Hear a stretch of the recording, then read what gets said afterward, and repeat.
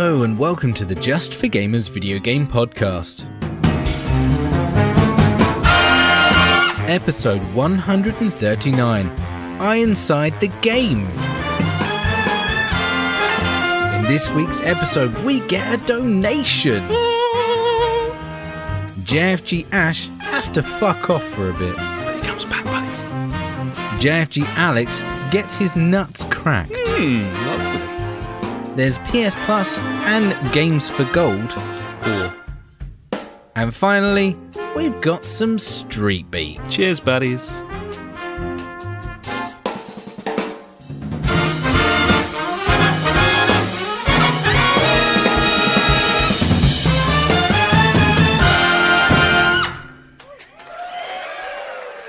Hello and welcome to the JfG podcast.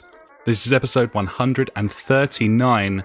My name is Alex and I'm joined as ever by my very good friend Ash. Hey buddy, how are you? Yeah, buddy, I'm good. Feeling good on a Thursday.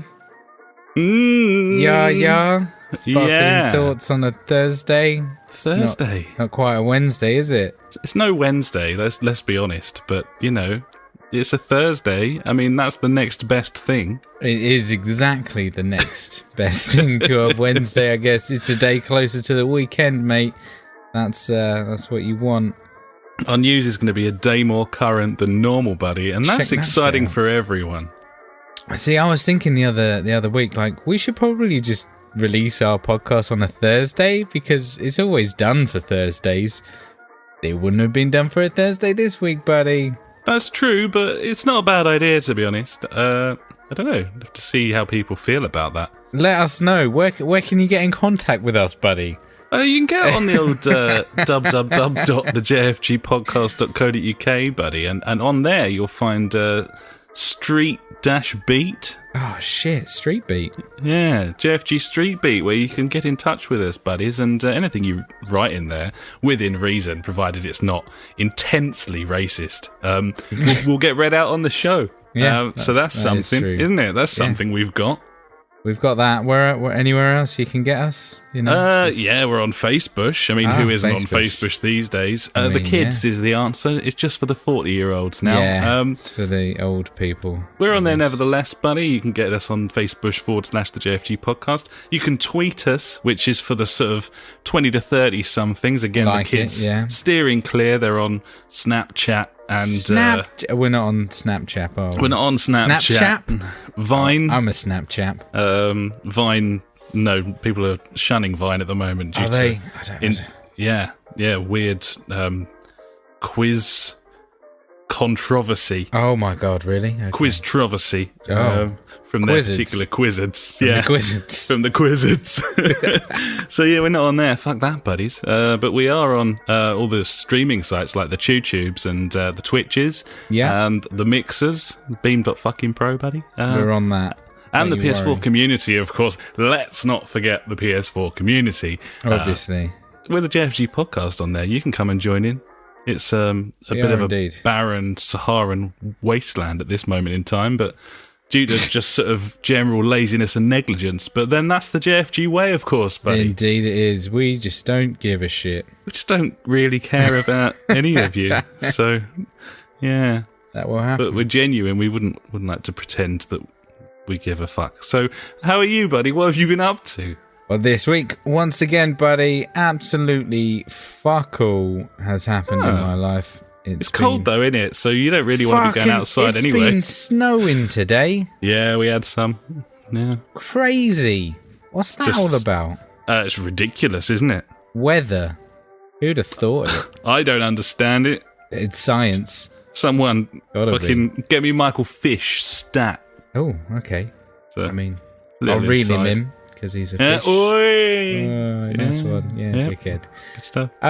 So this weekend I watched a fuck ton of movies because it was too cold to go outside. Movie weekend? Yeah. What did you see, buddy? Well, we started off with some kids' movies. Watched Cars 3, Despicable Me 3. I hadn't seen either of them before. I've always been a fan of Cars, the movie franchise. I don't know. Owen Wilson, is it? I think it's Owen Oh, yeah, Wilson. he's in there. Yep. He's there. He does stuff with it. I mean... Yeah, it's cars, but then also they have eyes and they can talk and stuff. But, so the thing with cars I don't get, yeah, there's other vehicles in there, like a blimp that has eyes and things like that, and, it's called Cars, but there's a blimp in there, Not for the purists, is it? I mean, they brought out one called Planes. I heard that was a train wreck of a film. Oh, that was a bad film. It was no not trains, good. though. No trains, no. Had Planes done a little better, then perhaps we could have seen trains. Could have seen Trains, that would have been good. But that would have been...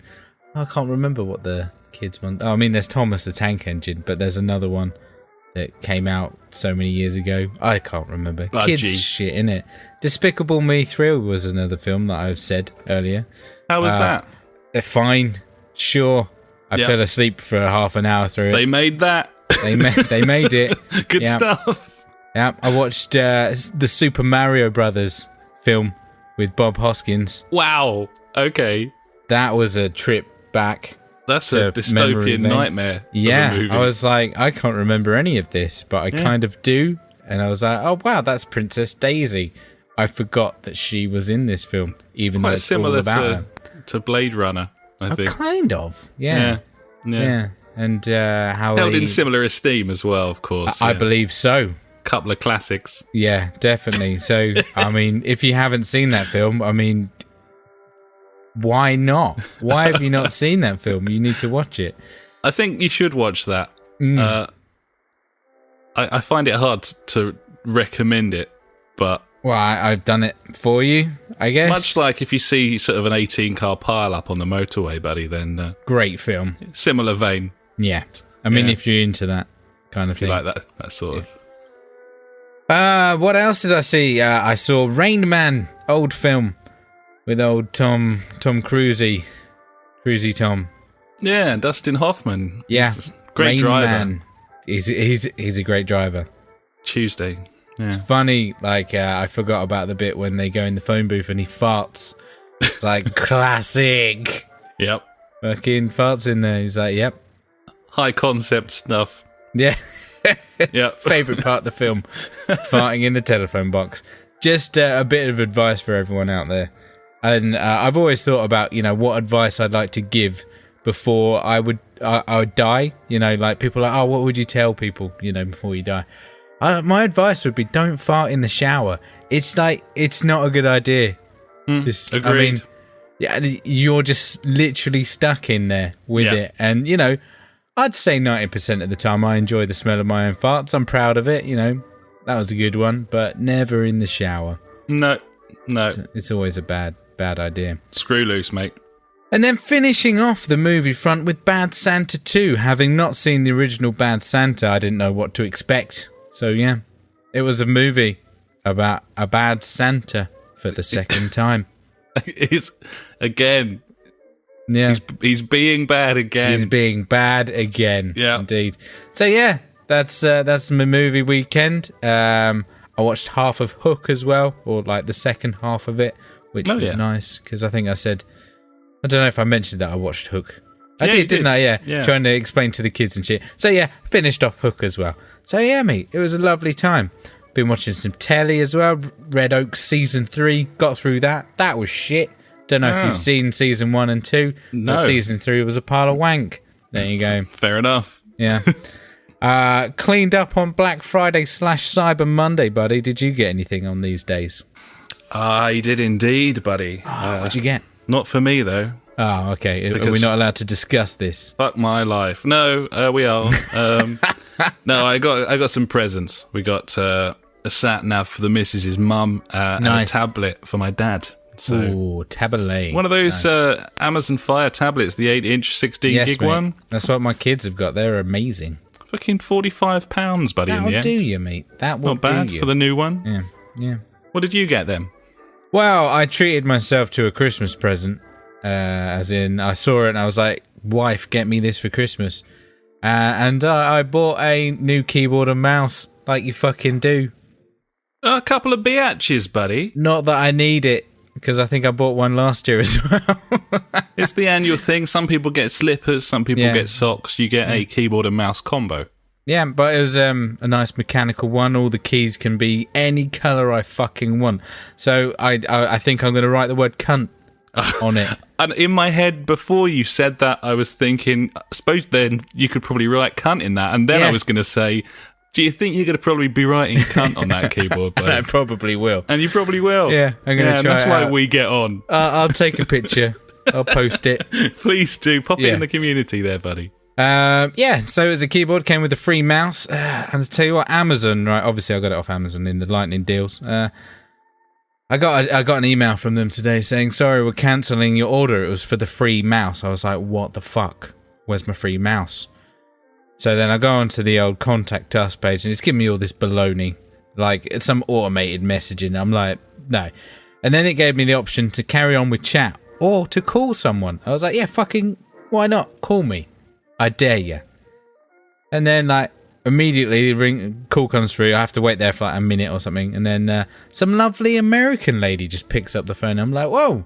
I was all ready to fucking come at me kind of thing with some, like, Indian chap, you know, that can't obviously speak English. I was super, ultra super pumped for this. Ultra super pumped. Ready you use to all those swear words, buddy. But I had them all lined up. I wrote them all down in what order and how I could, you know, vary them slightly a little bit. Just because I was like, whoa, they were like, we're going to refund you your money and obviously I didn't pay any money for it because it was a freebie. It was like, buy the keyboard, get a mouse for free. And yeah, she was just like, oh yeah, I can see that it's been. We're returning it and we're going to refund you the money. And I was like, wow, the problem is blah blah blah, you know, it was free. And she was like, oh no, that's such a shame. What we'll do, for some reason that it was like £3.60 that I got charged for the mouse, and they took the money off the keyboard. I was like, cool. So they're refunding that to my account, and then the difference for what the mouse is priced at now, they're going to give me that in my account. I was like, shit. That's nae bad, buddy. I was like, thank you very much. Yeah. There's my free mouse. That's the beauty of a corporate juggernaut, buddy. They just don't really give a fuck. They just sort you out. Like, I was so ready for this fucking right on argument. I'm like, I'm going to take this to him. Fucking, I'm ready. But no, didn't have to. They're just happy to get rid of some money. They're swimming through it to answer the phones and shit. They need to clear a path, buddy. Yeah, so true. Refund Central. Indeed. And the last thing this week, buddy, is I got a new T-shirt, mate. These are usually momentous occasions because you've bought some quite fantastic stroke ridiculous T-shirts. Wow, over the years. it's a good one for me. It's another Destiny T-shirt, isn't it, mate? You know, because I'm a super fan. Or, as they said in the Destiny podcast this week, a hobbyist, apparently. That's the new thing, isn't it? Yeah. Yeah. Yep. So, okay, I'm a hobbyist. That fucking guy. Oh, I know, don't get me started. Yeah, I know, right, seriously. But there you go, look, on the stream, it's got a little ghost with rings and things coming off it. Lovely jubbly. Cheeky, buddy, cheeky and sweet. Ghost. Sweet as the punch it is. It's blue with a ghost on it. That's what you want. Yeah, indeed. So yeah, buddy, not a lot else. A lot of drinking, fighting, fucking and dancing. Nice. And the rest. Yeah. You know how it goes. So, I mean, I could ask you how your week is, but, you know, first of all, I need to know what you're drinking tonight, buddy. I'm once again on the 4-pack of 500ml Coors Lights there with the mountain, and the mountain is blue. That's always good. Well, this evening, I'm not even going to let you ask. I'm on the citrus wave, buddy. Citrus wave? I mean, if you're watching the live stream, that's backwards because my camera's switched around. So you see me looking at you on the stream. So yeah, it says citrus wave backwards. It's a dry hoppy lager. There you go. Zesty lager with bitter Mediterranean lemon aromas. And how's that going down, buddy? Yes, all right, mate. Tastes good. Going down bad. Smooth, eh? Can't complain right now. I mean, I might be vomiting later. Who knows? Well, keep us posted, eh? I'm good. Yeah, I will. Don't you worry. Oh yeah. So, buddy, like I said, that's my week done now. What you been up to, buddy? Oh, you know, buddy. No, you don't know. I'll tell you. I'll tell you now. I do. To be honest, I do because I've read it. You can read it off the screen, but yeah. Do you want me to read it for you? No, it'd be harder for the listeners if we go down that path. Okay. Not you reading it. but No, us I mean, not it mentioning is a challenge for me. I'm not going to lie, because it's not even in English. I mean, you've got... I don't even know what language that is. Yeah, you can read the first line there, buddy. I'm good, thanks. I mean, you got Spanish, French, and then I'm guessing German. That's right. Yeah, I tend to write mate. just something in the document each week before we actually add legitimate things to it. I don't know why. It's just been a hobby of mine, buddy. You could say I'm some sort of word hobbyist. You're some a sort word of hobbyist. Yeah. Just let's keep going back. We're listening. So there we go. There we go. So that's probably the most momentous thing I got up to this week, buddy, was there was some sort of funky man came to visit. Ooh. Literally, the funk came down. Some sort of Funkamo. Yeah, Funkamo. He was on his way. He came on down, buddy, on Saturday, and we had quite the time. We had a great old time. We popped up to a couple of my favourite pubs, including my new favourite pub, the Guinea, Tunbridge Wells. Ooh. Check it out, all those Tunbridge Wells listeners, buddies. There you are.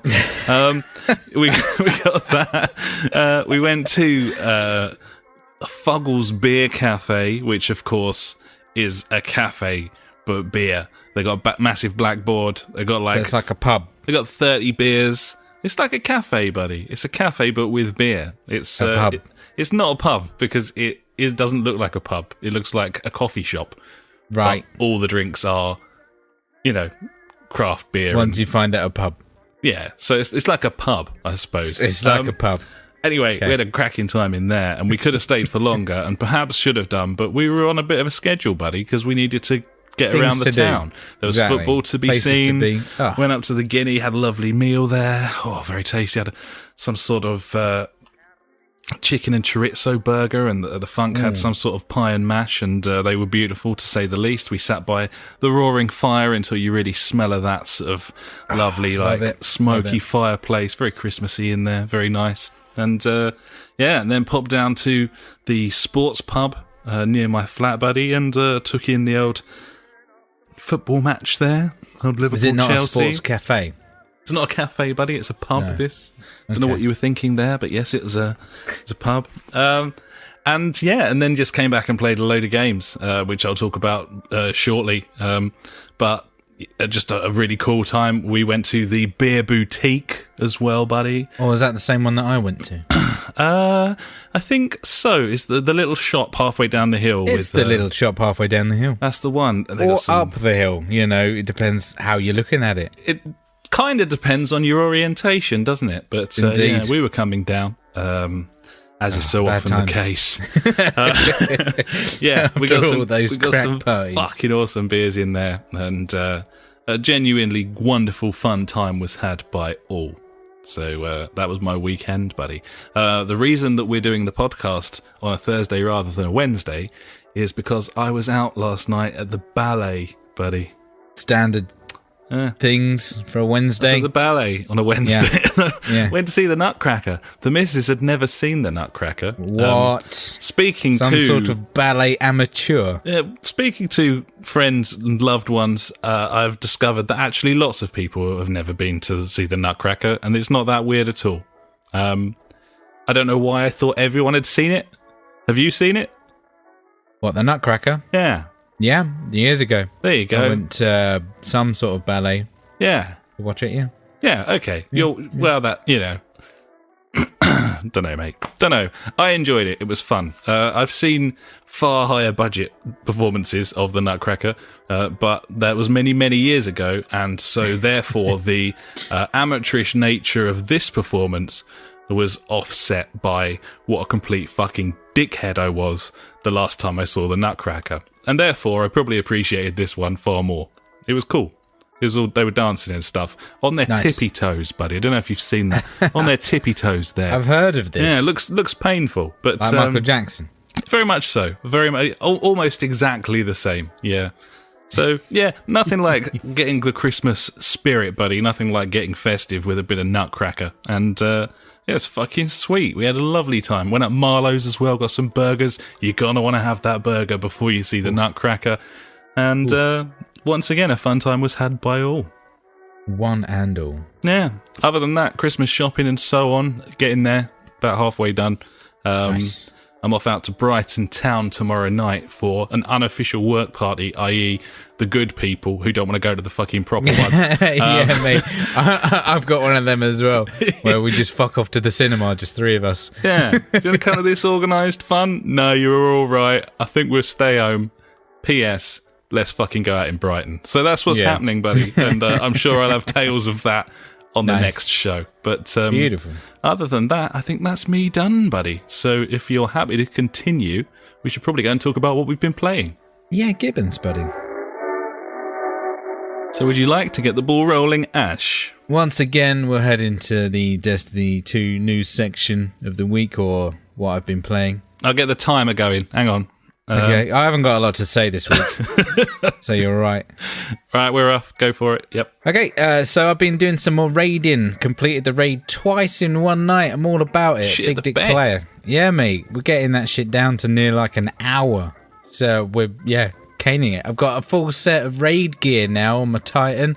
He looks fucking super swanky. Nice, like it. It's been good. Last week I said about Trials of the 9. Fucking did it. Smashed it. Won a game. That's all you need. You only got to win one game, and then you get to go to wherever it is, the Inverted Spire, I think it's called. So you've literally seen everything now. Seen it all. Till I've the been DLC there. in a week's time. The beautiful thing that happened when I went there, got a little tropheo, and then bing, another tropheo popped up. That's the platinum, buddy. Oh shit! There it is. Job done. I tell Ready you what, for a little break. I was looking at the trophies on that, and most games, I think it's fair to say, it seems like an incredibly small number of people actually bother like finishing them.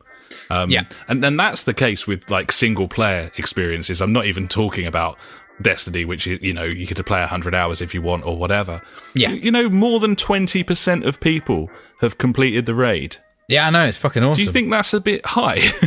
That's massive. Like, think about people that bought that game, and 20% of them has completed the raid. A fifth of all people have put that time in and no gone mean through. task. Yeah, exactly. That's what I was thinking. Like when you were telling us about it before, they put in the time. I was like, shit, exactly. man. People fucking love this game. Yeah. I can't remember. I think it's like 5% or something who've got the platinum, which it's still quite even high that. Yeah, I mean, normally platinum, it's 0 point something for a platinum. Yeah, trophy, exactly. isn't So it? it just shows that there is like a massive fan base for this game. Absolutely, and we've always known that anyway. It's such an odd community, and like I was listening to the Bungie podcast. Like they released a new one yesterday because of all the controversy about fucking everything that we'll talk about later, but they ended up cancelling the third live stream, which was going to show off like all the gear and stuff you can get in Charles Curse of Osiris, and they cancelled that. Came out with like a big old press statement of like what they're upgrading and sorting out, because the community is just like, this game's really shit now,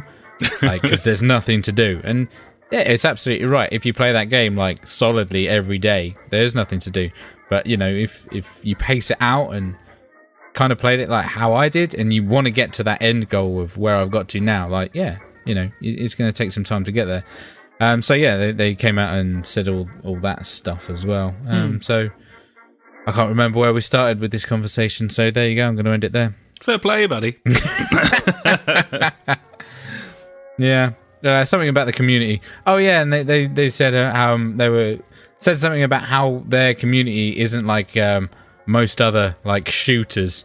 They're a bit more like not intelligent, but they're like questioning about certain things, and they will poke and prod a lot more than everyone else. And yeah, I kind of get that.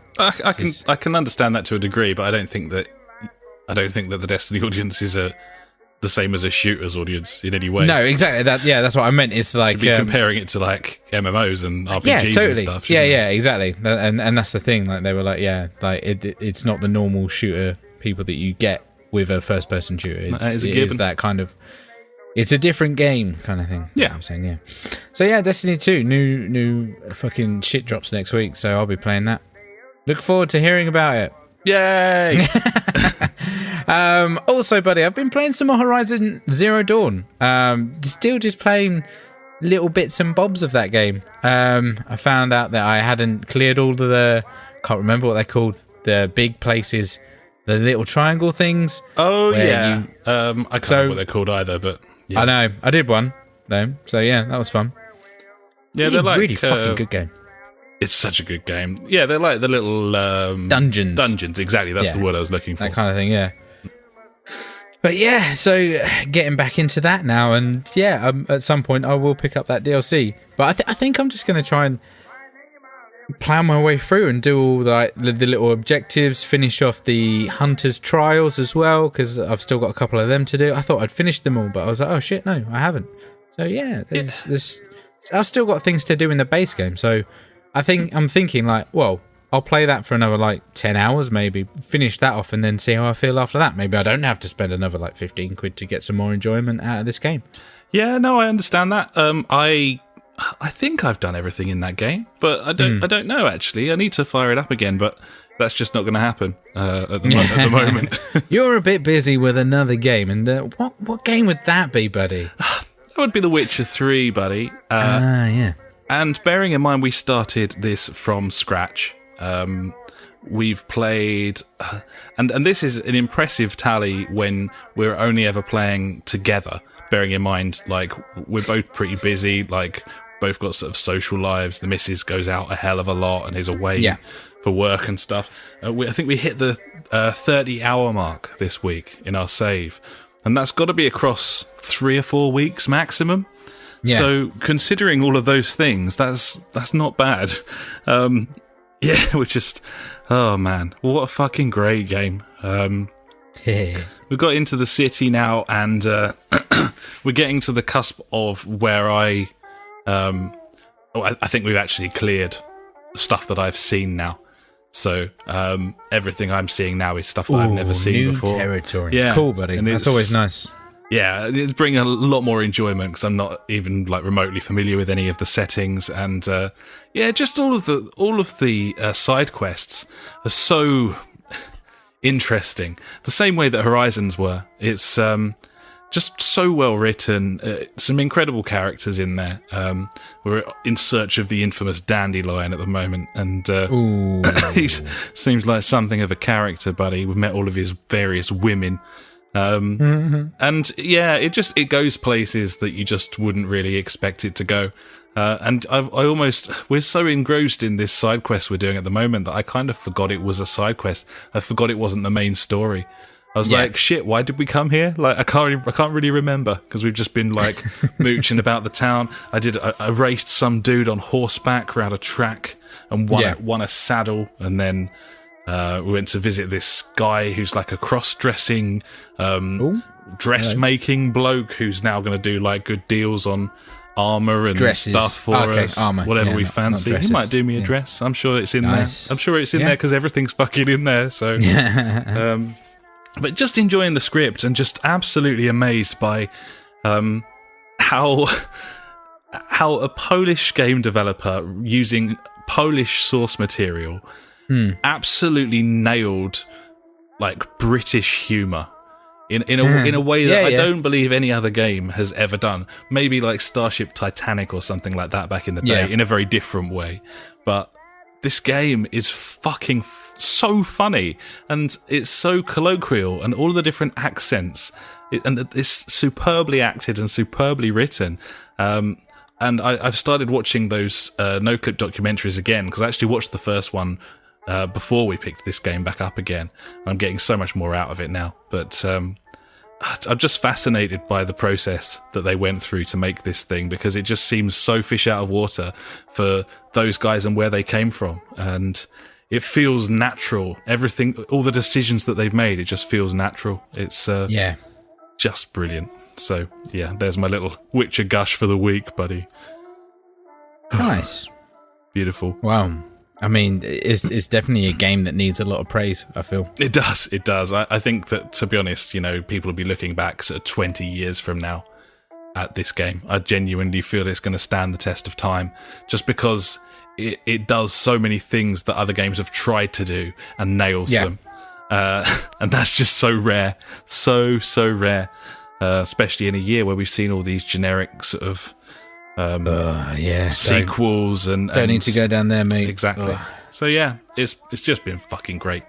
So yeah, there's that. The other one that I've played that you haven't played It's Gran Turismo Sport, and we played this online. I was just going to show Funk because he doesn't have it and he wasn't sure whether he'd want it, and I sort of suggested you probably don't, because it's, as a racing game, it's not as good as Project Cars. It's kind of arcadey, but in a really weird way. It's like, it's David S. Pumpkins, buddy. It's its own thing. Indeed it is. And he kind of agreed. Like, he was like, yeah, I can see why you like it, and it's quite fun, but it certainly isn't worth like forking out on. Maybe if it was like 15 quid or something, then absolutely. We just got a bit addicted to the challenges and stuff.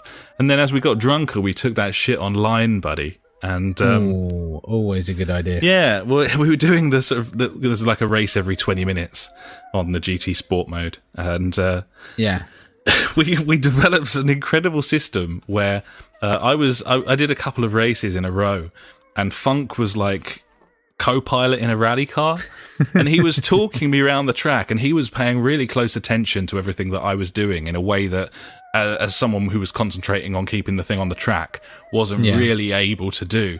So if I turned in a bit late on a corner and missed the apex, he was like, no, you fucking missed that. And we were quite caned, so we were really passionate about it. So we're going around Graham Hill Bend, and I'm hanging it in left, and he's like, way too late, you fucking could have got in way earlier, buddy. That's ridiculous. Like, you can shave like half a second there, fucking come round. He's like, okay, left, turn in now. And I'm like, I've turned in. I'm like, that was quicker than it is. Like, yeah, you're up 8 tenths, fucking. So we did like a 10-minute qualifying session, and for the first time playing Gran Turismo Sport, I didn't just put that fucker on pole, buddy. I put it on pole by 1.5 seconds over the whole rest of a human field.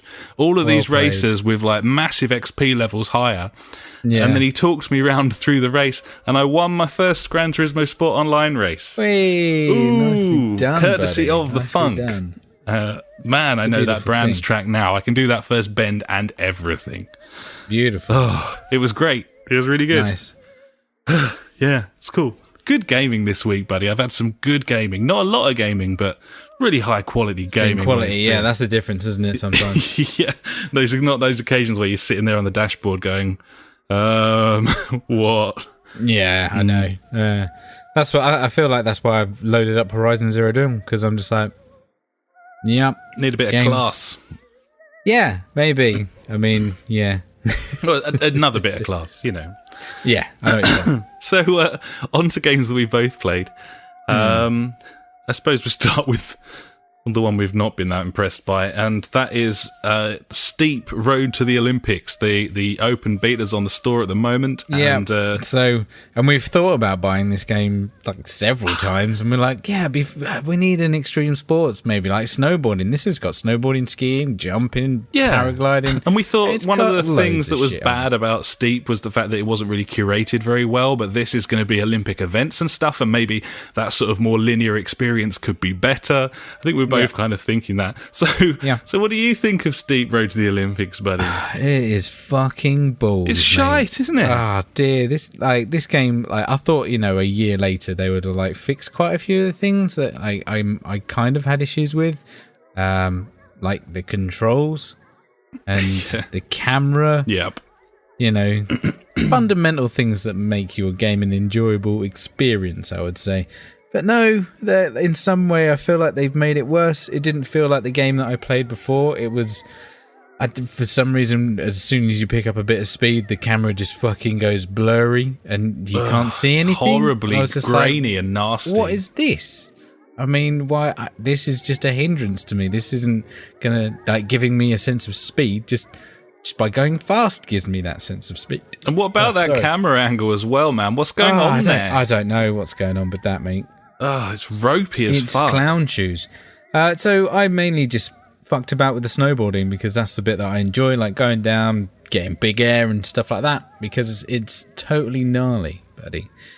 And it does feel like they've perfected in a way, or just made better their controls of doing jumps like spins and tricks and things like that, because in the original it wasn't as easy as it first looked. No. It was very difficult to land tricks and things like that. Whereas in this now, it's just a piece of piss. And I went into the options menu, and there was an actual thing saying like easy jumping or easy jump mode or easy landing mode or something like that. You know, where it's all kinds of assisted. So I'm like, okay, that's probably what they've put in place for that issue. Yeah. But yeah, like I entered a few competitions, and I didn't really see any of the AI. I didn't know what I was doing. It just gives you a goal at the bottom of the screen, and you have to hit that score. I'm like, yeah, that's cool, but you know, if this is like, you know, a competition against other like AI, it'd be nice to see them getting involved and seeing what lines they're taking, so I can, you know, try and mimic them or beat them on that and things like that. But yeah, it wasn't very enjoyable at all, to be honest. I put like a good few hours into this as well, which is a shame. I kind of wanted to force myself to enjoy it, but wasn't happening. No, man. It sounds like you gave it a good shot. I played it for about 45 minutes to an hour, something like that. Yeah. And it was just the thing that really surprised me and I found very strange was how sort of under-polished and half-baked it felt for something that is part of a game that's been out for a year. And you would think that if they were going to be bringing out a DLC pack, and not a cheap DLC pack as well, that they'd at least polish up on things like clipping, you know, like edge detection. And I'm doing the ski jumping, and every time I push off to go down the slope, I can see all of the underside, like, you know, all the graphics are missing. I can see under the ski slope down through the world, like a massive world hole. Love it. Yeah. And doing the skiing, the camera angle was just oppressively awful, is uneditable. You can't change the angle. All you can do is switch between third and first person. And I found the only way to do those ski runs was in first person, basically, which would probably be... It's probably in there for VR purposes, maybe, but at the same time, I think I'd probably, I'd be fucking on the floor because it's so blurry, and you can imagine it being even more lo-fi in a VR headset. Like, that could be horrifying. It's just ugly. I don't remember the game looking that ropey. The intro sequence where it starts showing you like the ski runs and stuff, that shit's running at like 12 frames. It's like really stuttering down the hill. It's very, very bad. Very bad indeed. And just a shame. Something we wanted to maybe love or get into. Yeah, definitely. It's just not there, man. Oh, well. Oh, shit. Indeed it is. So, the other one, finally, I think you finally got stuck into Titanfall 2, buddy, did you not? I tried. And, it didn't save my previous progress. So that was shit. Oh, no. Yeah. Oh, what, so you had to do the like tutorial and everything again? No, I didn't have to do the tutorial, but I was like, I don't know, through that next bit, I'd got like 2 of the power cores, I think it was. Right, so 3 or something half like that. hour in or something. Yeah, and it was just like, no, you're going to have to start that again. I'm like, fuck you. Off. That sucks. Well, I wonder why that did that then. I don't know. You think it would have a checkpoint system in there, though, wouldn't you? I think it does. I've never saved the game. And yeah, no, it didn't fucking... Yeah, that was shit. So I turned it off. That sucks, Very upset man. about that. Yeah, my one and auto saves definitely. I've never manually saved on it. No, and that's the thing. That's what I thought. And even before I turned it off in the previous time, I went options and looked for a save game, and I couldn't see it. No, unless I'm just massively. No, I don't think there is one. It's supposed to just do it on its own. Yeah. So, you know what it's like when you've played a game for a bit and then that bit's gone, and you're like, well. Fuck you then. Yeah, because you got to. It's like turning it off when you're stuck on a bit. You're like, oh, I've got to get through this bit again totally. To see something new. And I was just like, I wasn't really in the mood for it as well. I was just like, I need to just play this game and get in and try and force my way into it. And so I ended up turning it off, and that's why I ended back on Horizon. To be honest, it was just, it was a shame, but I still need to play that multiplayer mode on there because it does look very good. Yeah, it is very good. I've probably played another hour or so of the campaign. Gave Funk a little taster. He was quite impressed by it. It does look quite generic. The outside bits are quite cool, but once you get into those buildings, it all kind of looks the same. But just runs really nice, and I'm starting to get into the sort of mech combat side of things now. Lots of dodging sideways and stuff. The way that you've got the sort of rocket to go like the different directions, I'd been using it to like move forwards, but you can just like strafe at great speed and dodge rockets and stuff. Had a really good, like the first boss battle.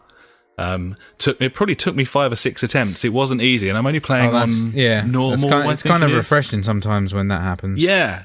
Well, he had this like melty lava gun thing, and if you stood in it, then it just whacks your fucking shield off like straight away. So it was tricky, and I was challenged, and it felt satisfying when I did it. So keep going through that. It tends to be at the moment, if I'm not up for football or racing, then it's Witcher when the missus is in and Titanfall when she isn't. That's kind of where I'm at.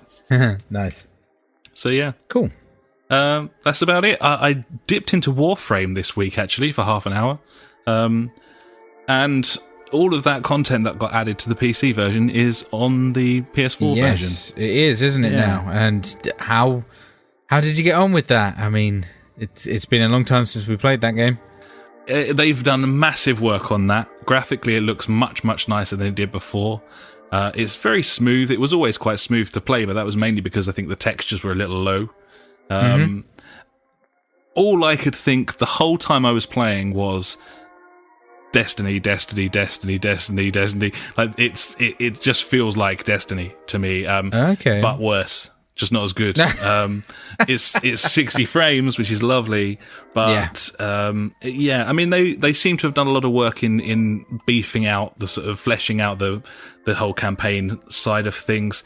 You've got a spaceship now, fucking hilariously, and I don't know when they did this exactly, but they have an almost identical loading between planets cutscene to Destiny with the spaceship, but you can fucking control that shit, buddy. You can fly that's about. The fucking difference. Yeah, it's the difference, isn't it? There? They must have done that because of the original game of Destiny. They must have. But it's cool, but it feels quite mindless, and it's once just like Destiny. Yeah, nice. But once you've played Destiny 2 and you can like how satisfying the shooting is and how like glossy and sheeny that game is. There's so many positives about that game. Warframe's just not really up to it, and you wouldn't expect it to be. You know, it's a very different thing. But it was quite a promising little foray. But if anything, it just made me want to load up a Strike playlist and go through on Destiny 2. But then I'll be jumping back in with the new DLC. So. Next week. There we are. Rigid. Innit? So yeah, that's me, buddy. Unless you've got anything else, we shall move on. No, I'm good, buddy. And now it's time for the news.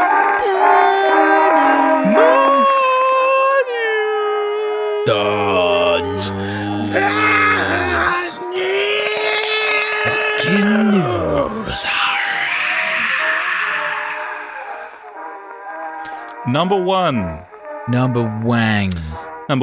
A bit of good news here, buddy. For UK listeners, at least, the Committee of Advertising Practices, or CAP, CAP. Yeah, CAP. They have been working on a new regulation for internet service providers, and they've managed to successfully push it through. This is a new law that will come in May of next year for all ISPs in the UK, saying that they have to advertise realistic broadband speeds. Currently, by law, the up to speed that you see on ads in the UK, I love it. like up to 60 meg, up to 200 meg, only has to be achievable by 10% of customers. Wow, that's shit. Which is fucking terrible, which means 90% of folk might not be able to get that up to speed. And that's fairly ludicrous, I would say. The new ruling means the advertised speed needs to be achievable by at least half of all customers. That's a lot better. Much better. 10%. A big difference. Yeah, definitely. And I think what it will probably serve to do is force ISPs to work harder on improving speeds in general, so that the average speeds are higher and look more sort of nice and tempting to customers, especially new ones, which is kind of the bread and butter of that industry. So yes, So that's good news, isn't it? That's good stuff. Definitely good news for us who like to buy the internet. Indeed, buddy. Crucially important there. Indeed. Right. This was always going to happen, so there's some Battlefront 2 news. Here we go. Yay! We had some good news. I mean, not good, whatever. I don't know. It's the news section on our podcast and all gaming podcasts has been fucking ruined by real genuine things recently. Like there's far too much actual news to report in our news section. Yeah, I'm not a fan of news. No. We come here to avoid that shit, but hey, what can you do? We'll burn through it quickly. So here we go. Battlefront 2 players have been grinding for XP by attaching elastic bands to the analog sticks to constantly move about and not get kicked. Because of the nature of the multiplayer playlists in Battlefront 2, it means that you'll die, you'll run into a wall or whatever, but you won't get kicked for inactivity. When the round ends, it'll give you XP, and then it will move you into the next map, and then you'll do the same again. It works because you get your XP per match, and the amount you get for doing well versus playing is negligible, i.e., you'll get X amount. No fucking you distance. get fuck all extra for winning the game or whatever. Being good. Just keep playing, but just play. Seriously though, I mean, if you're doing that, if you bought the game, then that's mate. Nuts, this is the thing. When I saw this, I was just like, I mean, you're still part of the problem. Like, EA don't give a fuck how you play their game. No, you've bought it. You're not showing anyone, are you? You're the problem. No, you're not like, I'm sticking it to you because they're like, fuck you. Yeah. Thanks for your money. Otherwise, I would have bought loot boxes. Haha, I'll give you no loot box money. It's like you've still given them like 80 fucking bucks or whatever, and you're just wasting electricity by. But exactly. What are you achieving? Yeah, you're populating their servers. Yeah.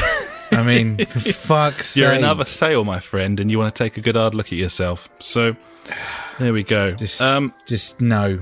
In other news, EA says Battlefront is a learning experience for them and has no intention of removing microtransactions permanently. Great. Well done. They also released a statement this week saying that loot box contents being pay-to-win improvement mods and stuff rather than just cosmetics they did that because it would go against Star Wars canon to have a pink Vader. So they were basically saying... When I read that first, and it was like, it just said, it will go against canon. I was like, what, the printer, mate? Yeah, canon of like, fucking what do you think? Like, we hold Star Wars in high regard. Yeah. But yeah, to have a pink Vader kind of thing, wasn't it? That was the extreme stupid example that they gave, despite the fact that Battlefront and then he was like, no offense to pink. Yeah. Fucking die. Honestly. Just die. Terrible gentleman, terrible company. So a couple of things that happened after that. Firstly, people started saying, well, how about all of the cosmetic stuff you were selling in Battlefront 2015? Yeah. That's a question to be had. And then more fun, videos emerged just a few hours after they released this. This was the fucking best. With loads of cosmetic drops, and some people had data mined the game and found that all of these cosmetic cards and content, they're on the fucking disc. They're in there. They're on there. They're just not accessible, and they're not in the loot box cycle of drops and pickups that you have at this moment in time. So they're just liars. They just keep lying. They are the fucking worst, mate. They're the devil. EA are the devil. I don't understand what they're doing. Like, they can't tell the truth. It's like kids at school. Yeah. What are you doing? Like, no, we can't do that. You're like one of the biggest companies on earth. What are you doing? Be like, sorry, we're a bunch of I don't understand. Like, are they fucking stupid? Do they think everyone else is like insanely stupid? They're just trying to blame anyone. Is there any thought? Everyone. I don't know, but they're doing a cracking job. Like, what was it? Their thing was down $3.1 billion or something. I can't remember. Oh, they're taking a hit. I mean, but they were up 30% year on year anyway, so they've got a long way to fall before they even hit like 2016 figures. Yeah, I know. Oh, man. But still, good news. It's crazy. Absolutely. Fuck EA. Amazing. #pound sign. Yeah. Good stuff. Speaking of loot boxes, Lovely the boxes, UK Gambling Commission finally weighed in on loot boxes. They basically said that they are not gambling unless you have the ability to cash out or spend their contents elsewhere or sell items. That's their take on things. But the way that they said that was kind of... It wasn't like we're not going to take any action. It was kind of like our hands are tied because of the nature of legislation in this country. The way that UK law works is going to prevent us from taking action in that way because of these variables, which, you know, is a shame, but also kind of to be expected, I think. Yeah, but what about the stuff that you can sell? Well, has actual real world value. Well, that's that again. They said that they could certainly look at shutting things like that down, and they actually have done that with the FIFA Ultimate Team gambling websites where you're selling cards and content. CS:GO, of course, took a big hit in a similar vein because of these third-party sites. But basically, the UK Gambling Commission said, and I don't know if they were like chuckling while they said it, regulating loot boxes is the responsibility of the games industry. So it's down to the people that make games. Yeah, it's down to EA to self-regulate. Yeah, to regulate it. And Ubisoft. And so they won't do fuck all, pretty much. Basically, no. Yeah, cool. Ubisoft with their own brand of bullshit as well. With Assassin's Creed, they're selling... Yeah, that was nice. They're selling like 5 pithy items for a tenner. You know, tenner, yeah, crazy. And the worst of it is, it was like season pass holders were meant to get all content for free or whatever, all cosmetic content, bollocks. And yeah, and no, nope. It doesn't. No, so Ubisoft, we thought you were the good guys. You're not. They had the opportunity to dine on being good guys, but yeah, I know they've decided to give that a miss, buddy. Yeah, they thought, fuck it, we'll just fucking throw some shit in there, see if it sticks. Yeah. PS, play our skiing game. Yeah, definitely. I'm on board. Awesome. Yeah. Snowboard. Good one. I've got this. Again, you might be able to shed more light on this than me, but this is what I read into proceedings involving Destiny 2 this week. Destiny 2 had a hidden scaling system regarding XP, where it would reduce the amount of XP you earn the more you played the game. Similar to the way Battlefront 2 stops you from getting XP for 3 hours in arcade mode. This was scaling XP down, so you were getting less and less of it the more that you played. And that wasn't common knowledge because it was a hidden mechanic in the game. It was a hidden mechanic until someone looked at it and was like, and did like graphs using like so many pixels for equals like 500 XPs, and they were like, yeah, that's not adding up right. Yeah. The pixels don't lie. Innit? Nor the bees, buddy, because they're... the bees don't lie. Known fact. Royal. People pretty livid. Bungie sort of came out and were like, sorry, buddies, and removed the system. And then next day it was discovered the amount of XP required to level up had been doubled. Yeah. Which is still the case now. Yeah. It's not scaling anymore. You just get less all the time. You just get less all the time, which is fine, I guess. Not really. So. Fuck it. To be honest, this never really affected me. Like, with every week you get your first 3 bright engrams at like half the cost or a third of the cost or something like that. So, like, I would barely get all 3 of them in a week because I'll be rotating out my characters and things like that. But I guess if I was just grinding out one character, then yeah, it would be bullbacks. I'm not defending this in one way or at all. This is bad. This is really bad. And the worst thing about it is that, you know, like a lot of MMOs do this thing, do like scaling with activities. So like you do this 10 times and then after that you only get half the amount of XP. It's so that you just don't grind one thing, the quickest thing all the time. It's like, in a way, they're saying, "Oh yeah, come on, try something else. It's fun over there, or whatever." Yeah, you know, anything like that. But yeah, it's the fact that they never explained this in the first from the get-go. They didn't say that, look, if you do this, and it does look like, yes, they got caught with their pants down, and they're like, oh, okay, yeah, you found it, and that's exactly what it looks like. And they're like on their podcast I was listening to today, they were like, they said exactly the same thing that I said there, and they were like, but they were kind of like defending themselves a little bit. I'm trying to think of what they were saying, but I can't at the moment because my mind's gone blank. I get what they were saying and what you're saying as well, and I do understand that, and I don't think it's necessarily a bad thing to have a scaling system in that way, but you have to be fucking transparent, because that was the final comments that they were saying. Hours into this thing, aren't they? Yeah, exactly. They need to trying to get out that, and the worst of it is, it could have gone even worse, because like the Bright Engrams are connected to microtransactions. The only thing that is a microtransaction in that game, pretty much.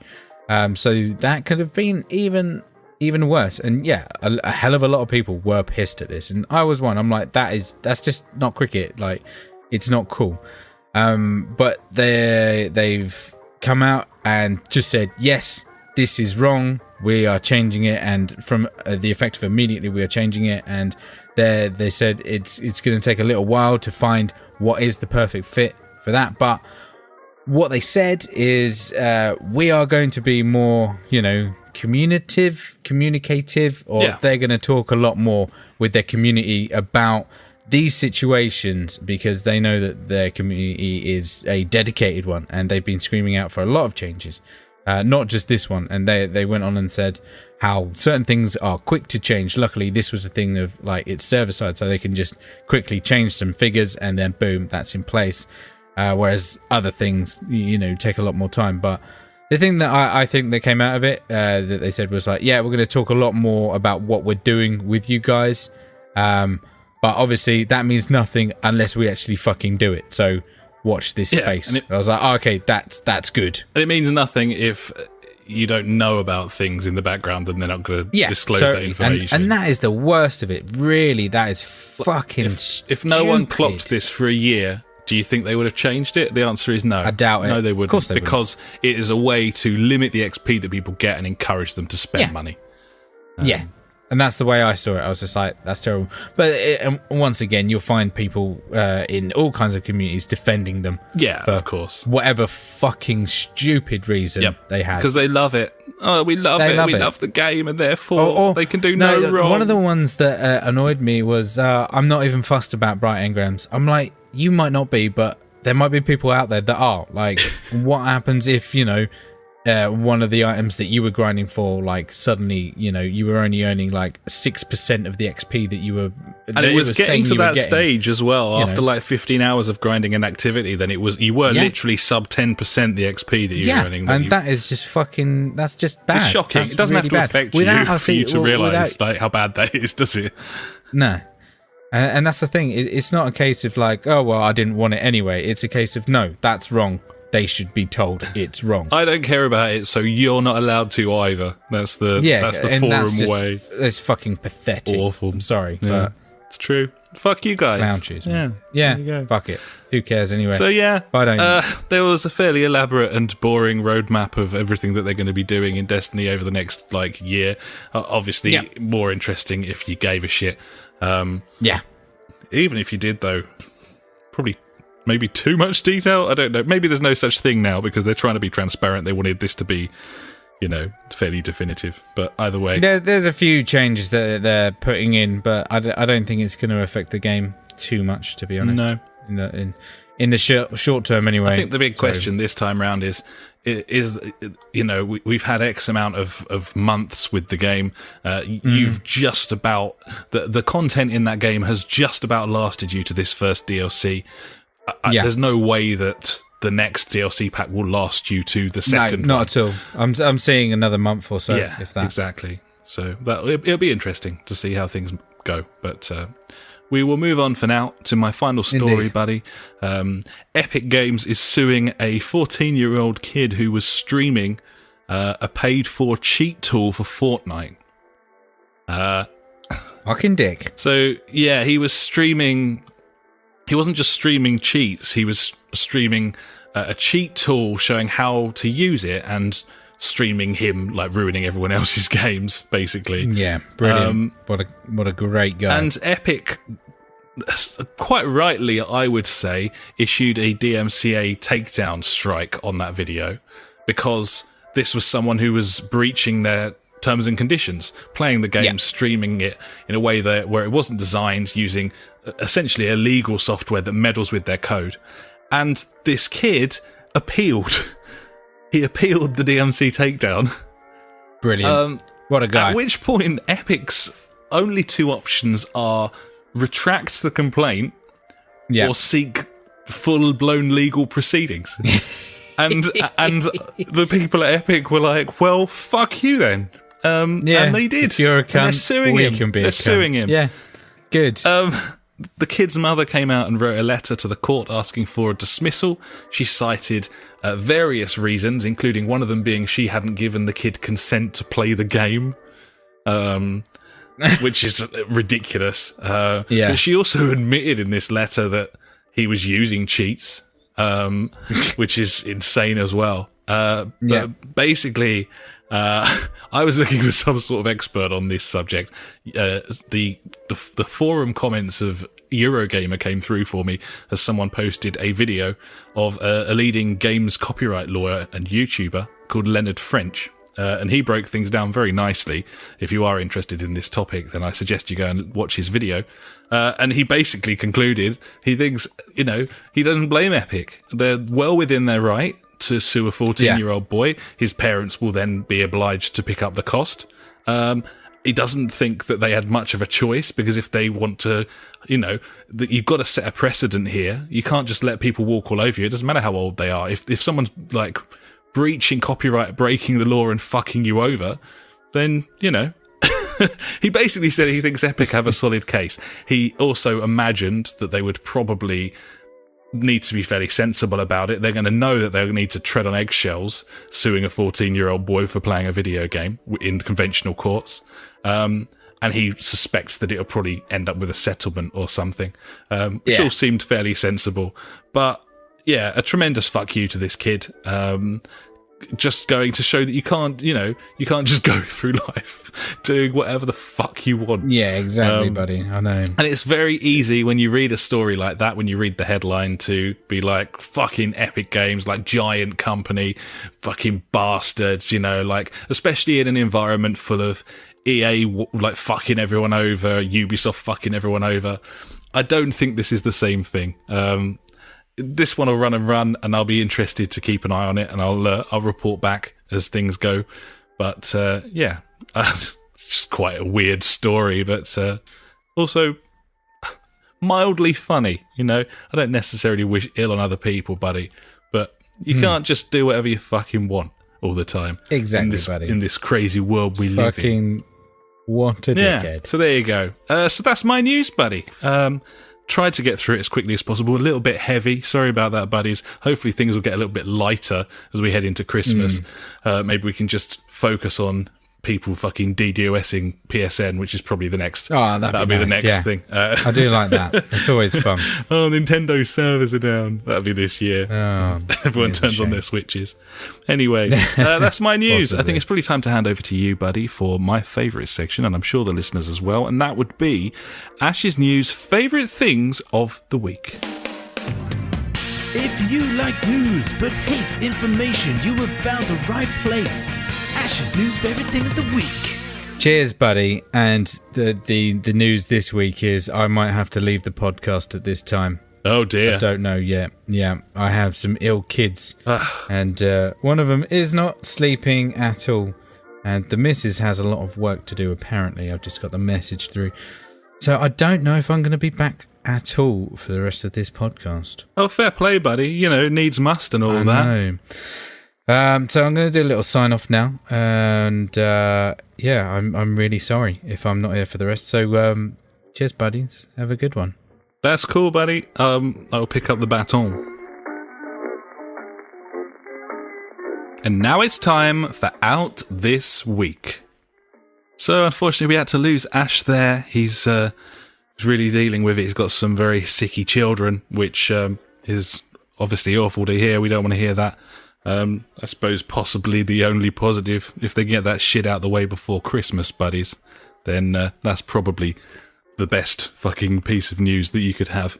But either way, we will plough on. I'm not sure whether Ash will be back or not. We've left everything just going, which is even weirder than when I normally do a podcast on my own, in that he can still see me and is still recording, and if he pops back into his kitchen at any point, he'll see my weirdness in action. So there we go. Anyway, out this week. Let's do some out this week. And of course, being the end of the month, heading into the start of the next one, we have the free games, buddy. Don't want to suffer your ire there. The games that you get as part of your respective subscription services. So let's start with games for gold. And a bit of a mixed bag here. The start of the month, you will get Warhammer End Times Vermintide, which I was always quite interested in, actually. Obviously in the Warhammer universe, but more of a shooter. I can't remember if it was third or first. I think it's one of those ones where you can switch camera. But yeah, like a sort of tower defense type game, in that you can play sort of co-op with up to 4 players against waves and waves of enemies. And it looked quite nice, but kind of disappeared under the radar. I think it came out in a very sort of busy couple of months in terms of other releases. So yeah, I don't know. I haven't played it. I don't know much about it, but it's certainly an interesting title to have on your games with gold. The other one for Xbox One is the full Back to the Future collection from Telltale Games. It wouldn't be Games for Gold and PS Plus if Telltale weren't peddling one of their fucking back catalogue. It's kind of the way things go, buddies. Back to the Future, actually, a pretty strong turnout from them. Quite old now. I'm not sure how this game would look at this point. I think that it's had a sort of 1080 remaster. But I remember playing the first episode of this ages ago on some old PC and quite enjoying myself, mainly because it was in the Back to the Future sort of universe, and they do quite a good job of making you feel like you're in that world despite the fact that you haven't got the exact voice actors and the exact story and so on. So yeah, people might get a kick out of that, who knows. Your Xbox 360 games are Child of Eden, which is a pretty strong one, and Marlow Briggs and the Mask of the Death. Those, of course, both backwards compatible as well. I think over the last few months, people have kind of given up all hope on these free subscription games. No one's really been knocking it out the park. Microsoft, though, probably have been curating things a little bit better, less of a scattergun approach. PS Plus, it feels like they just fucking shovel a little plate of shit in front of you.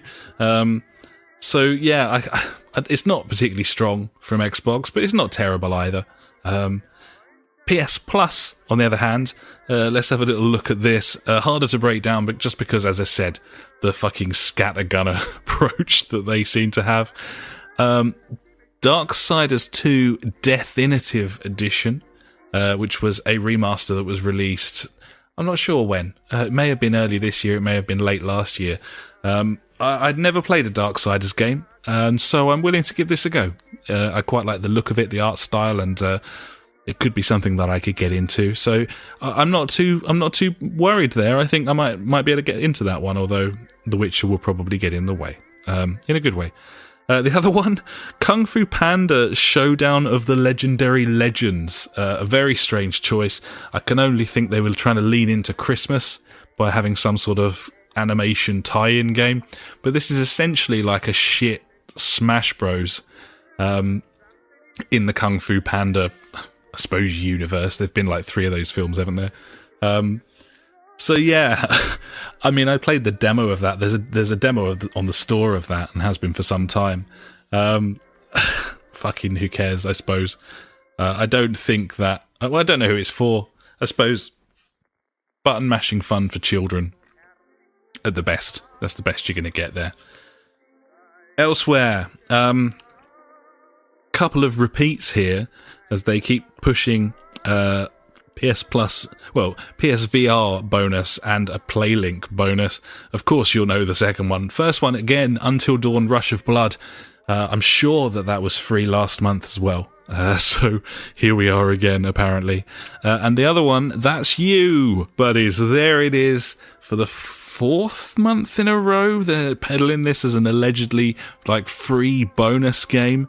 I think people might have noticed now that this has been fucking ubiquitous. So fucking whatever, Elsewhere we have X-Blazed Lost Memories on the PS3, Siberia Collection on the PS3, Forma 8 on the PS Vita and PS4, and your Vita only game is Wanted Corp.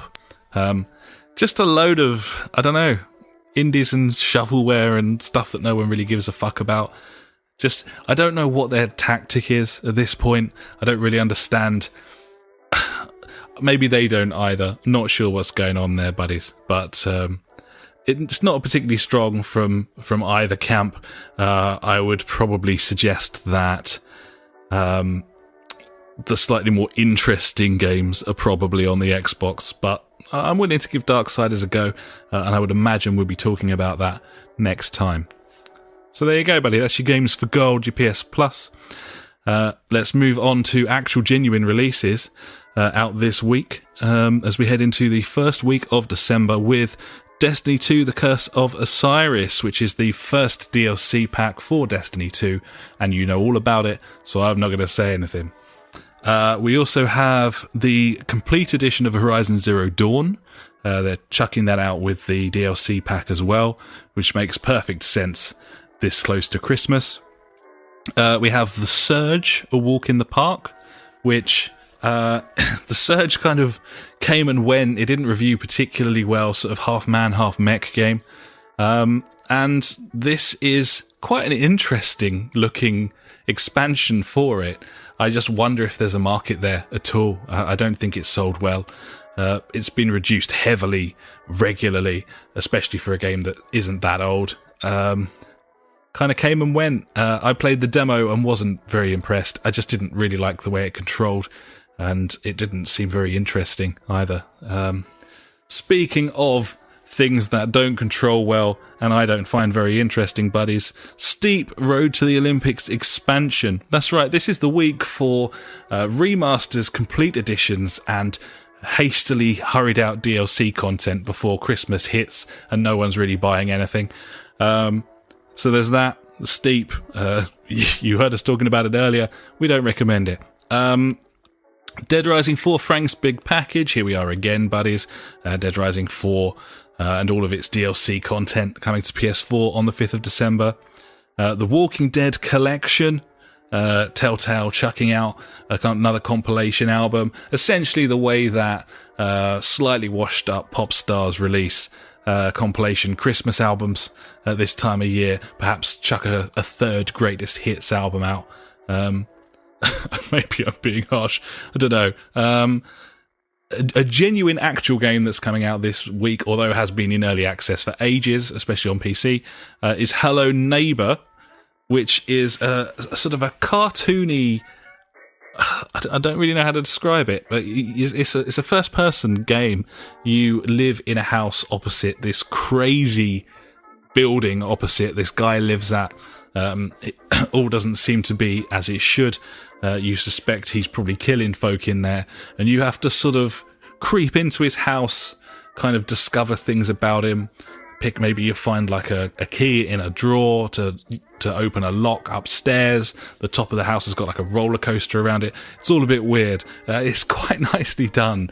And the weirdest thing about this game is I saw some very early access footage of it well over a year ago, and then they came back with essentially like a brand new graphics engine, like they'd upgraded the whole thing, and it looked much, much nicer.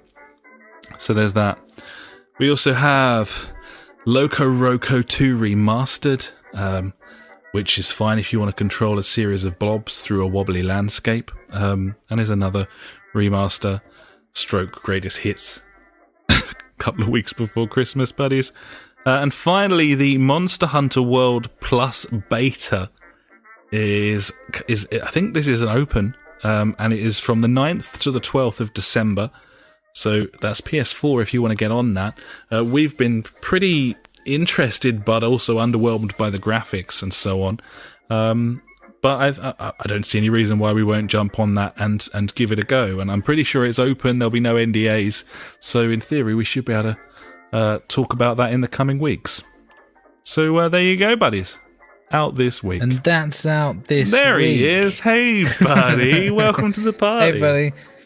Yeah, I'm back. I am with baby monitor right now, so I might have to nip off once again every so often. But I thought, can't leave the dying fans waiting. I've got to get involved. You've been truly missed in the last 10 minutes or so, buddy. I'm sure. As I jabber I on. said, and that's out this week every 5 seconds. So I'm guessing you've gone through the shit show that is PS Plus. Yeah, scattergun bullshit there, buddy. Yeah, and games that are free for months, they're still fucking crowing about for some reason. Yeah, looking at you, that's you. What you do? Yeah. Just to say that Monster Hunter World Plus beta is it's only for PS Plus members. So I suppose that's fair enough. Yeah. No NDA there though, I'd imagine. So No. I'm gonna play the shit out of it that weekend. Yeah. Try and get to grips with it because it could be a lot of fun or it could be absolute balls. But I'm interested. That's the thing, isn't it? I think we've seen enough to be genuinely quite interested as to what the fuck it is. I want more co-op, buddy. That's all I want to play now. Just co-op. Understandable, B. Yeah, fair play. Well, there we go. That's out this week. And now it's time for Fuckwit Corner. Fuckwit Corner with Funk. Fuckwit Corner with Funk.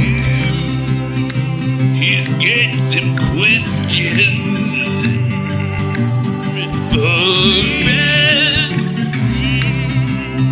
Funk.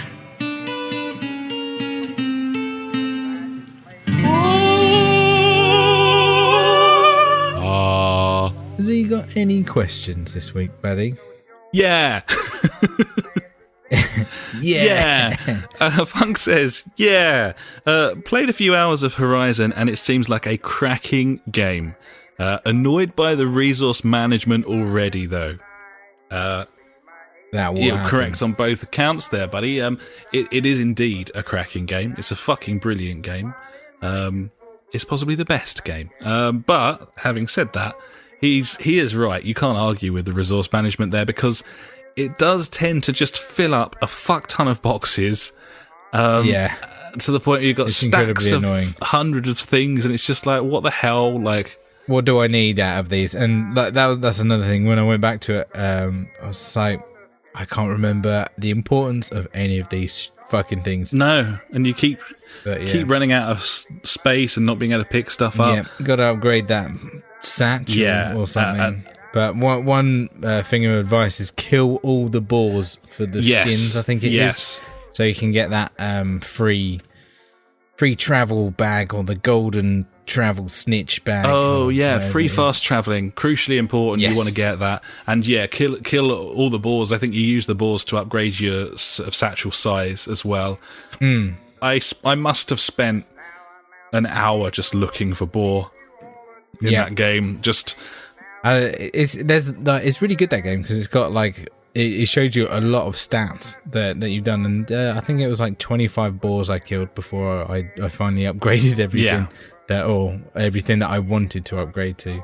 It's pretty important. You basically want to just upgrade that thing as almost like a main mission before you continue with the story. Just because then you haven't got to worry about it so much. Exactly, yeah. And you're not going to get over cucumbered, buddy. It is a danger to us all, buddy, getting over cucumbered. I got over cucumbered for the first time in The Witcher. I was danger. like, what the fuck is this? But there we are. That will happen. There's a perk you can put on as one of your character traits to double your carrying, sort of Fallout style. That's a Fallout given. Yeah. So I did that straight away. But yeah, I mean, even when you've got enough sort of capacity for stuff in Horizon, it's just poorly laid out, really. Yeah, the inventory management, and like I said, it's the same on a lot of like RPGs. It's just not great. Yeah. It's just not great. I always liked that Deus Ex model where you had like a pack size in like pixels.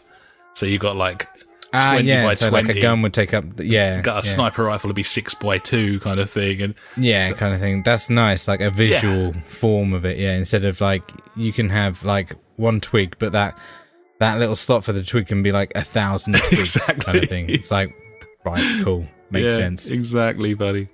Yeah. Well, yeah, I'm sure Funk will keep us posted on his exploits in Horizon. I think he was looking for a sort of adventure to get stuck into. He's fucking found it, I believe, and I'm sure we'll be hearing more about that. Nice. Thanks very much, Funk.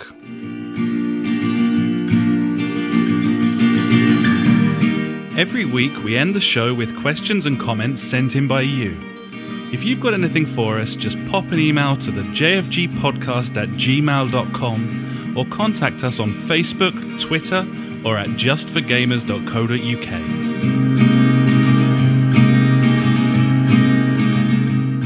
And now it's time for JFG Street Beat. You got a question we wanna know. Beat. Facebook, Twitter, we're on them all. So hit us up and be on the show. Beat. The JFG Street Beat. Street Beat. We wanna know. Get on the show. Get on the show, buddy. Oh. It's a fucking option, innit? I mean, there's multiple places where we could you can get on the show, buddy. You know. You absolutely can. Yeah, we've had a lot in this week, buddy. I think we might have to skip some of these and put them in next week. Just saying. Could well be the case, buddy. I'm just finding something very important. I made a note of it earlier. Is it a picture of Rule Fox as a fox? It isn't, nor is it a picture of Ashley Cole with Ashley Cole's head on a lump of coal. A fucking MacBook spinning up like a retard. Nice. If you've got any famous people, you know, that you put heads on stupid things, like we just mentioned, send them in at wherever we are, the JFG podcast something. Who cares?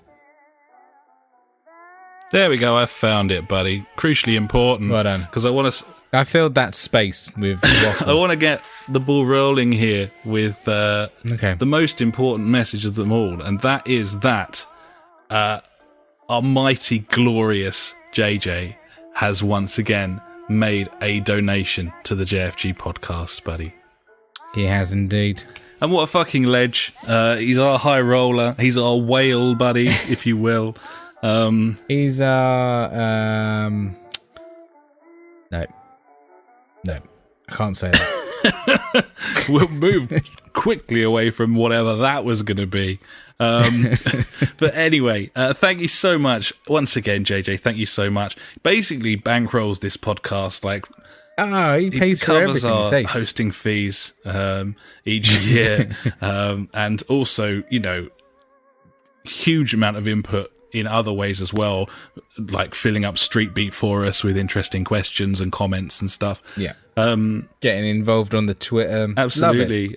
So yeah, we've got our little JFG slush fund on PayPal, which we just pike the money out to pay for hosting and the odd occasion when we've like Facebook advertised, which was weird, but yeah, we tried. Well, it was worth a go, wasn't it? Just to see what the results were, and they go like, "Oh, you could reach up to 25,000 people," and you get to the end of the week, it's like, 600 people saw this, 12 people interacted with it, like one person clicked on it.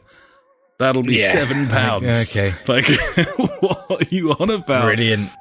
I could go and just like ask someone in the street, can you listen to this? We'd get some flyers done and we'd get more listeners, genuinely. I did think about that, you know. I might just get some like business cards and just put them in game or something. That could be cool, yeah. Put them in all the fucking game boxes under the manual. Yeah. That'd be ace. Yeah. That's what people used to do when they had like rock bands that weren't signed. They used to like sneak their cassettes in. Put it in the CD, yeah. Well, good. Well, thank you so much, JJ. Ledge. Absolute ledge. Massive Thanks very much for that. He's got a little message as well that came along with it. If you scroll down to the bottom of the page there, buddy, I've put it in there. Where are we? There it is. Yeah. Oh, nice. Was going to bitch about the industry, but it's the season to be thankful. Alex nailed the solo cast. Ash, a couple of episodes back, I heard, waiting with situation in hand might be the best callback ever. Yeah, the situation is always ready, buddy. It's a full-blown Gibbon. Full-blown Gibbon.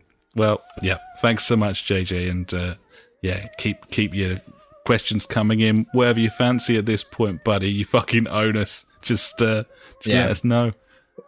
We never ask for this kind of thing, but, we're always incredibly grateful. For them tokens, buddy. If he wants a chatterbait session or something at this point, then, Yeah, mate. I mean, private streams. You're welcome. Yeah. We'll move on. Thank you, JJ. He can have anything Thank he you. wants. Yeah, he certainly can. Right, next, PJ. PJ comes in, buddy. The Octopizzle. The Octopizzle says this. Give us your pitch for a VR game. What do you think would really work that is not really out there already? And Funk kind of chipped in here as well, just saying, I just can't get over the whole no movement thing. Sticking a marker down to move surely destroys all immersion.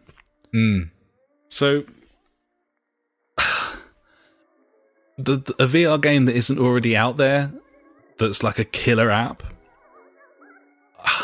I don't see how you get past the movement thing, but at the same time, I haven't played like a proper like Doom or, a proper shooter using the analog stick instead. I totally agree with Funk. I hate the idea of the teleportation.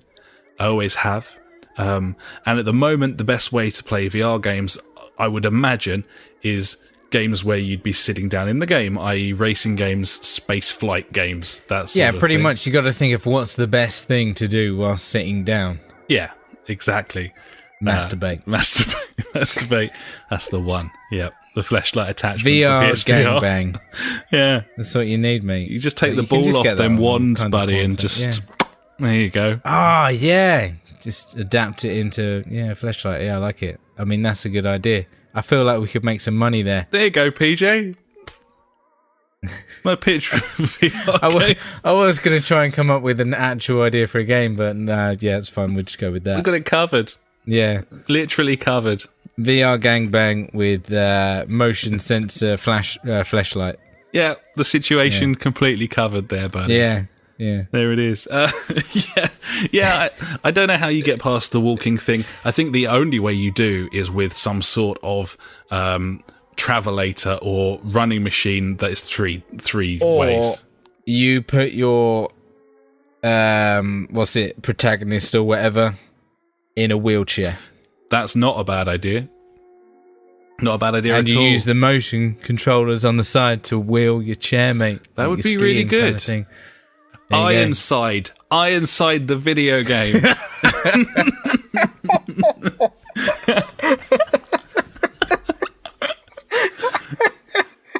It's such a current IP. Who doesn't love Ironside? Oh, mate, fucking well played. Thank you for the podcast title. The funniest thing as well is the music that we use for Fonz Phoenix is from Ironside. I love it. Yeah. But people have forgotten that's where it came from. Because it's it was so used relevant. in Kill Bill. Oh, yeah, Kill Bill, innit? Yeah. No, mate. Ironside the video game, mate. There you go. Yeah, and there's a scene in it in which Ironside gets like sucked off, and that's where the obviously fleshlight wand comes in. Fleshlight wand, yeah. I think we've covered all the bases there. Yeah. You're welcome, but PJ. You could do like disabled sports as well. You could. Yeah. You could do anything a disabled person. Well, obviously there's multiple disableds, but someone that can't walk in a wheelchair. It's not a bad idea at all. You could do street luge. That would be fucking terrifying. Any sitting down sports, some of these Olympic games like equestrian stuff and sailing. I feel like the ski long jump would be a good one because you'd make like the fucking watching someone doing that in VR. I would piss myself, when they have to like jump up and go really stiff and straight. Yeah. Dear. Yep. I feel like we could make some really good games. I think so, buddy. I think so. We should give EA a call. They're a maybe reputable studio that likes taking punts on new ideas. Only if we get Canon's advice as well. Oh yeah, Canon are going to want to know all about it. It's important. They're sticklers. They are. They're sticklers. Next. This one from Michael Strong here. We've got 2 from Michael Strong. This was actually on Street Beat, buddy. Holy shit. Yeah, I know. He's been on the Street Beat. Been on Street Beat because we want to know. So he's done is he's hit us up and got on the show. He's hit us up and got on the show. So first of all, he's on about Black Friday. Yeah, Black Friday sales, spent $210 on a 500 gig SSD. Right next to that sale was an Xbox One for $230. What the fuck am I doing spending all this cash on a PC? Damn it. I think you might be more equipped to answer that one than me, buddy. Well, I replied to him on Street Beat, where you can find it on our website, saying I just fucking bought a mechanical keyboard and I don't even use my PC. What am I doing? Fucking clown shoes, isn't it? But yeah, PCs, they're expensive things, aren't they, to keep going? And, you gotta have that SSD in there, buddy. It's gonna be fucking sweet. Yeah, it's pretty important, isn't it? Yeah, Gibbons. And then he weighed in on JJ's comment where he's talking about he couldn't give a fuck about PUBG and stuff like that. And he says, PUBG is awesome, except 60% of the time you're matched up with someone from China that doesn't speak English. I guess the game is not in China, so these guys are hacking it to play it. What's the story behind that? Well, I've done a little bit of research on that one, buddy. Done some research on that one. What I can say is this. The game is not banned in China, but it never actually properly came out in China because they don't have a local authority to publish the game. They don't have a local publisher. The way that commerce and business works in China, similar to sort of the old communist Brazilian method where, they were making... Like the reason that consoles are often so expensive in Brazil is because they will tax the fuck out of stuff that you're importing because they want to drive business in that country, to the point where sometimes they'll license, like Sony will license a factory in Brazil to build Brazilian PlayStations and sell those. And similar in China, they've got lots of rules and regs, and basically what it comes down to is most of the guys in China are having to use VPNs to access and play PUBG or PUBG or whatever you want to call it, and therefore connections aren't especially good. So yeah, there's no local publisher there. It's also heavily discouraged because the Chinese government seems to have looked into it for some reason, and the government is saying that the game is dangerous to mental health, is how it's been described in China. I believe the Chinese know a lot about things that are dangerous for mental health. Yes, that's probably why they put netting up in their factories so people can't suicide off the balconies, buddy. I reckon so. Yeah. Anyway, yeah, they're using VPNs to use different versions of Steam, getting shit connections. There are hackers. There's a massive scene over there, which is probably why you're getting the most nefarious types more often than not. But Bluehole has now found a possible publisher. It's just whether the government will try and block that or not. But in theory, that game should be coming out officially in China within the next 2 or 3 months. Oh, nice. But we just have to wait and see on that one. Yeah, they thought about banning it back in middle of October time, and then I think it all went quiet. I'm not quite sure why. I think it was just Bluehole having negotiations that's kind of kept them off of its back for a little while. And moving forward with it coming out on Xbox and that, I suppose we'll just have to wait and see. I might have something here. One sec. I still want to play that game. Yeah, so this was actually going to be part of my news favourite thing of the week that I had to fuck off to. PUBG, it's heading to mobile, apparently. In China? Yeah. Yeah. The mega publisher is working with developer Bluehole to port the Windows PC hit to smartphones for Chinese audiences. There you go. It's a strange one, that, isn't it? It's fucking weird. So there you go. There's my news favourite thing of the week, really. Yeah. I might as well just do a few more here while I'm on it. Sessions got crowdfunded. Whoop-de-doo. Yeah. Good news. That's getting made. What else we got? Destiny 2 has a free trial if you want. Yeah. So, yeah, I'll get that on PC and play that at 60 frames per second, or actually 59, because my monitor only goes up to 59. 59 it is. 59 it is. It's fucking Call of Duty adds microtransactions, and we saw that coming a mile away. Yep. And there's a Project Cars 2 demo that's out now. Yeah. Play that. It's a fucking cracking game. It's my favourite racing game this year. I had a question from friend of the podcast, Mark, about that. There you go. Hang on a sec. I've got it on my phone right here. Australians see loot boxes as gambling, which was nice. But yeah, there you go. There's some shit for you. Enjoy. Nice. The one from Mark was, he said, using CD keys and PS Store deals, I can get both F1 and GT Sport for under £50 Bargain. combined. Reckon either will go down that much in the coming months. I could also get GT Sport on physical disc for under 20, but that is always a ball ache changing discs, etc. Yeah, just don't get me started. If you've played that Project Cars 2 demo and you're a big fan of the original Project Cars, I probably wouldn't get GT Sport, especially if you're someone who doesn't play games as regularly as maybe you'd like. Certainly, I know he's a big F1 fan. I'd definitely snap that up. I would hold out for Project Cars 2 to drop sub 20 and get that instead. Yeah, I think you're right. So there you go. Sounds like I'm bashing GT all the time, but I really like it. But I think if you're a purist fan of racing games, it's not for you. You know, I just don't think it is. There's better games out there. So yeah, thanks so much everyone who's contributed this week. We have got a couple of more bits, but we're on a bit of a tight schedule because your kids could, stir and kick off at any moment, and so unfortunately, draw things to a close. And anything that we didn't get to this week, of course, we promise we'll get to next time round. So I think that'll about do it, buddy, for episode 139. And indeed, buddy. Ironside the video game. Ironside the game. Yeah, it's been a good one, actually. You had to dash off for a moment, but then we were treated with your triumphant return, buddy. So, and you still got my news favourite things of the week, buddy. Yeah, that's all you can in there. We had a donation from a glorious benefactor, JJ. Indeed. Games and gaming and...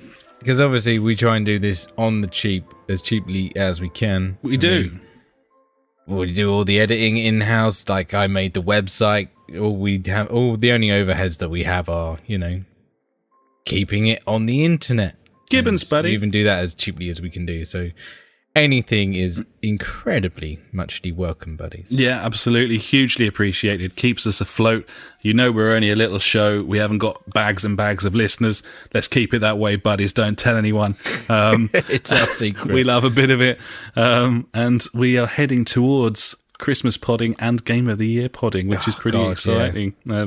Started getting my list together based off of our download list from the last however long. Yeah, I need to look at that. Fuck, man. There's a lot to look at. There's a lot of mediocre stuff. There's going to be so many games that I've forgotten about this year, just because I've been playing Destiny for like 3 months. Yeah, it's wiped your brain of anything else. Yeah, I think so. Well, exciting times ahead, buddy. Indeed there is. So I've already told you where you can find us, and it's also worth noting that after I tell you where you can find us, we play a jingle where I tell you where you can find us. So I'll just breeze through very, very quickly. It's www.thejfgpodcast.co.uk, Facebook /the JFG Podcast, Twitter @the JFG Podcast, SoundCloud /Just for Gamers if you want an episode from 300 years ago. We're also on the YouTube as JFG Podcast, twitch.tv /JFG Podcast, mixer.com /JFG Podcast. You can find us on the PlayStation 4 communities, buddies. We are the JFG Podcast. And we are also on Google Plus, if that is how you choose to live your lives. We're going to fuck off now. I don't know if you'll get the chance to game with me or not, buddy, but we shall see. Difficult times, but we got through, and I pushed it back to a Thursday, and we still got through. Fucking good stuff. We made it. Beautiful. I'm off to drink some more Coors. Nice. And thanks so much for listening, buddies. We'll catch you next time. Until then, I have been Alex. He has been Ash. Goodbye. Farewell.